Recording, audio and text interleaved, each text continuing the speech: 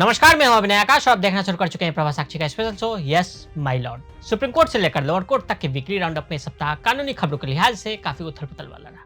Allahabad high court ने UP मदरसा board act 2004 को धर्मनिरपेक्षता के खिलाफ बताया।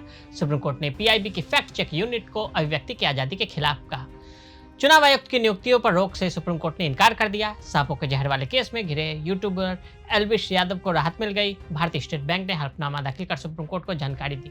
इस सप्ताह यानी 18 मार्च से 23 मार्च 2024 तक क्या कुछ हुआ, कोर्ट के कुछ खास ऑर्डर, जजमेंट और टिप्पणियों का वीकली राउंडअप आपके सामने लेकर आए। कुल मिलाकर कहें तो आपको इस सप्ताह होने वाले भारत के विभिन्न न्यायालयों की खबरों के बारे में बताएंगे।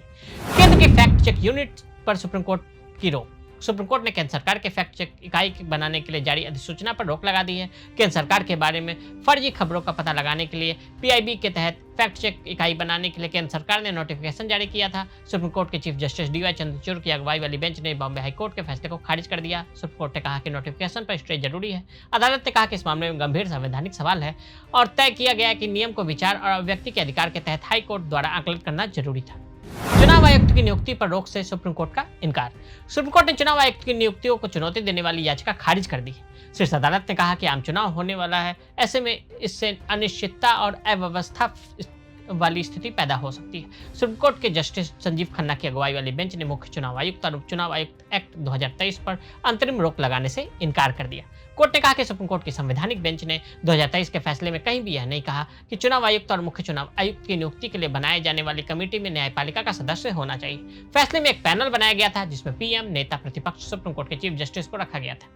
फैसले का मकसद यह था कि जब तक संसद इस मामले में कानून बनाए तब तक यह व्यवस्था लागू रहेगी। हम नियुक्ति से संबंधित कानून की वैधता को चुनौती देने वाली याचिका पर सुनवाई करेंगे।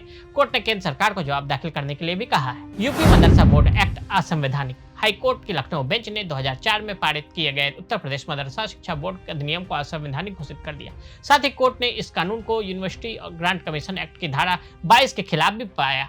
कोर्ट ने कहा कि मदरसा अधिनियम के समाप्त होने के बाद प्रदेश में बड़ी संख्या में मौजूद मदरसों में पढ़ने वाले छात्र प्रभावित होंगे, लिहाजा राज्य सरकार उन्हें primary, high school, intermediate board से संबंधित नियमित स्कूलों में समायोजित करे। कोर्ट ने कहा कि सरकार पर्याप्त संख्या में सीट बढ़ाए और अगर जरूरत हो तो स्कूलों की स्थापना करे। एल्विश को मिली जमानत। रेव पार्टी में सांप और उनके जहर के नशे के केस में जेल में बंद बिग बॉस OTT 2 के विनर और यूट्यूबर एल्विश यादव को गौतम बुद्ध नगर से राहत मिल गई। जेल जाने से 5 दिनों के बाद उन्हें कोर्ट से जमानत दी गई है।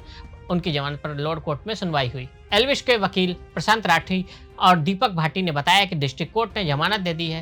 22,217 बॉन्ड खरीदे गए, 22,030 हुए कैश। भारतीय स्टेट बैंक ने चुनावी बॉन्ड मामले में सुप्रीम कोर्ट में अनुपालन हल्फनामा दायर किया। इसने अदालत को यह भी बताया कि 1 अप्रैल 2019 से 15 फरवरी 2024 की अवधि के दौरान कुल 22,217 बॉन्ड खरीदे गए, जिनमें से 22,030 बॉन्ड भुनाए गए। हल्फनामा बैंक के मुख्य प्रबंध निदेशक दिनेश खारा द्वारा दायर किया गया था। एसबीआई ने कहा कि चुनावी बॉन्ड की राशि की चुनावी दलों द्वारा 15 दिनों की वैधता अवधि के भीतर भुनाया नहीं गया था, बल्कि इसे प्रधानमंत्री राहत कोष में स्थानांतरित कर दिया गया था। हल्फनामे में एसबीआई ने कहा कि इसके पास तैयार रिकॉर्ड है जिसमें खरीद की तारीख, मूल्य वर्ग, खरीदार का नाम दर्ज किया गया और राजनीतिक दलों के संबंध में नकदीकरण की तारीख और भुनाए गए बॉन्ड के मूल्य वर्ग दर्ज किए गए थे। तो आज हमने आपको इस हफ्ते की कानूनी दुनिया से जुड़ी खबरों के बारे में बताया। मिलते हैं अगले हफ्ते ऐसे ही खबरों के साथ, तब तक के लिए देखते रहें प्रभा साक्षी।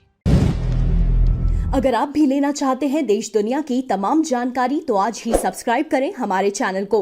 साथ ही नीचे दिए बेल आइकन को जरूर दबाएं ताकि हर अपडेट आप तक पहुंच सके।